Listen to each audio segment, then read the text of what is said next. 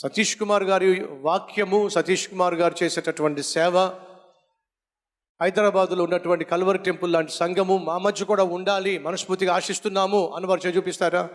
Yes yes yes. Thank you brothers and thank you sisters. అయితే మీ అందరికీ శుభవార్త. వచ్చే ఆదివారం ఇదే స్థలంలో కల్వరి టెంపుల్ని దేవుని చిత్త ప్రకారం ప్రారంభించబోతున్నాం.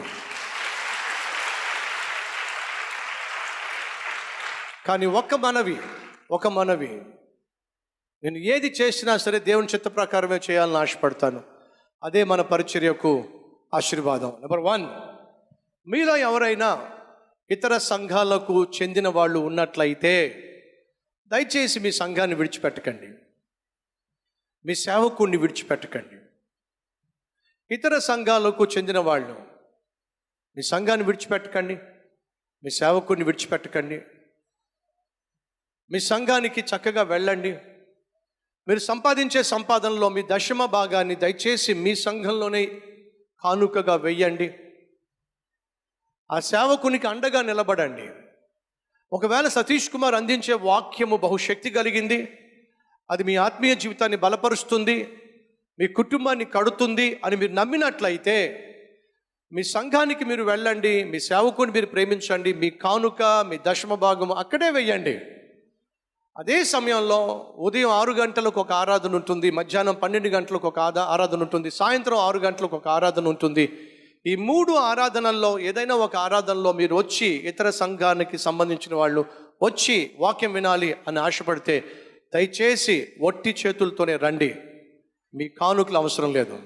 ఎందుకని? మీరు వేరే సంఘానికి చెందినవారు. ఆ సంఘంలో ఒక సేవకుడు ఉన్నాడు, ఆ సేవకుడిని పోషించాల్సిన బాధ్యత మీకుంది. వేరే సంఘస్థులను కాజేసేటటువంటి ధోరణి కానీ, ఖాళీ చేసేటటువంటి ధోరణి కానీ 1% కూడా సతీష్ కుమార్కు లేదు.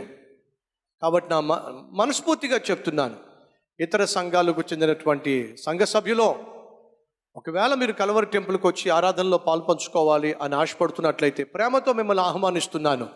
కానీ ఇతర సంఘాలకు చెందిన వాళ్ళు దయచేసి మీ కానుకలు ఎప్పుడూ కూడా కల్వరి టెంపుల్కి తీసుకొచ్చి కానుకిచ్చే ప్రయత్నం చేయకండి.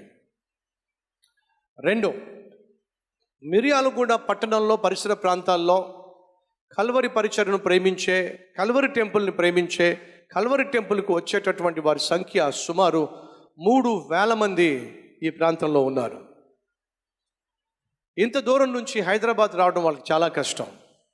ఎప్పటి నుంచో ఆశపడుతూ ఉన్నారు, అయ్యా ఇంత దూరం నుంచి 2.5 గంటలు 3 గంటలు ప్రయాణం చేసి హైదరాబాద్ రావడం కష్టం. కాబట్టి నెలకొకసారి రాగలుగుతున్నాం, లేక నెలకు 2 సార్లు రాగలుగుతున్నాం.